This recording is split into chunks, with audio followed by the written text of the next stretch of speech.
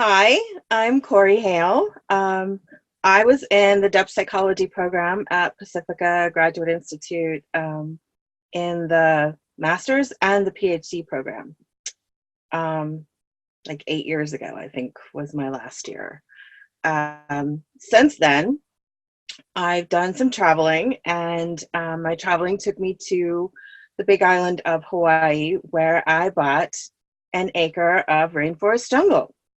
And I had this dream of, and it grew out of my work at Pacifica of uh, having a retreat center there based on the hero's journey, and my land was perfect for it. It was old growth forest and had rifts and steam vents and craters, and I lived in a gypsy wagon with my cat alone, and it was fabulous. And it was really hard, and the rainforest kept throwing life up at me, and I kept doing what I could to rise to the challenge. And it was mud, and it was coqui frogs, and it was rats, and it was my outdoor shower, and it was falling asleep in my gypsy wagon to the sound of the rain on the roof, and it was magic. And then last year the lava came, and the first eruption was just over the hill from me, like a tenth or 2/10 of a mile, and I was evacuated immediately. And I was able to go back in once and get a few boxes, but um, in the end I lost everything, and I was devastated. And my Christmas ornaments, my photos, my everything. And so I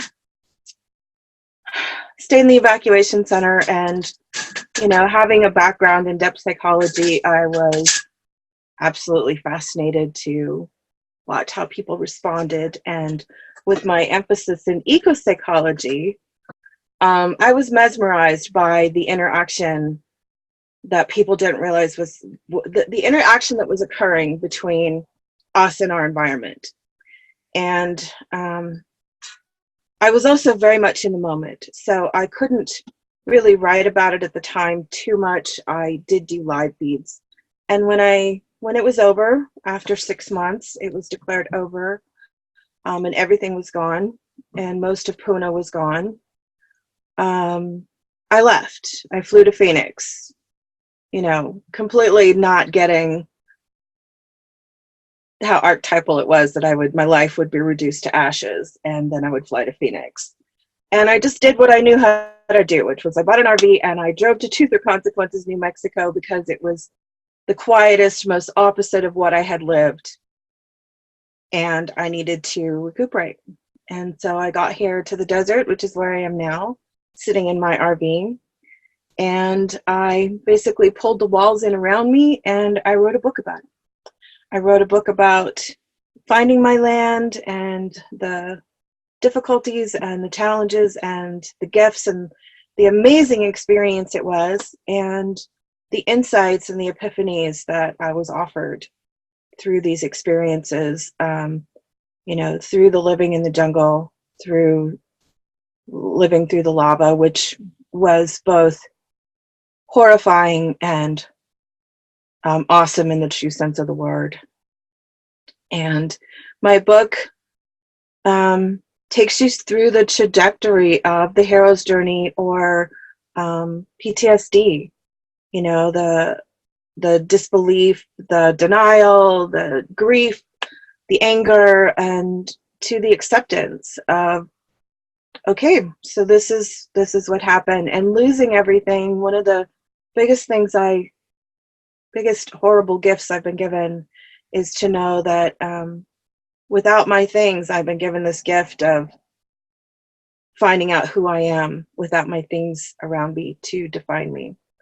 So when I was asked to do this interview, I thought, well, what would I say? And because everything is in my book, but it's not,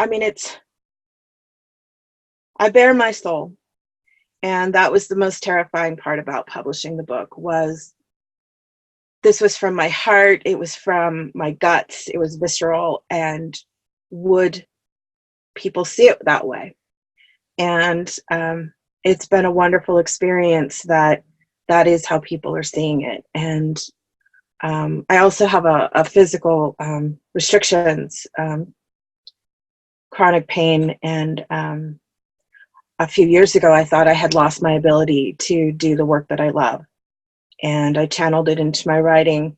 And so it was very important to me that it work. And so far, from the feedback I'm getting, it worked. And I'm still able to participate and affect change. You know, that my book, my words can ripple through the community and out into the world. And so, honestly, by the law of it taking everything from me, it gave so much more back. And my hope is to get this book into other people's hands, into a lot of people's hands, and to be able to interact with them and have these conversations that my book and my words have been able to provoke. So thank you.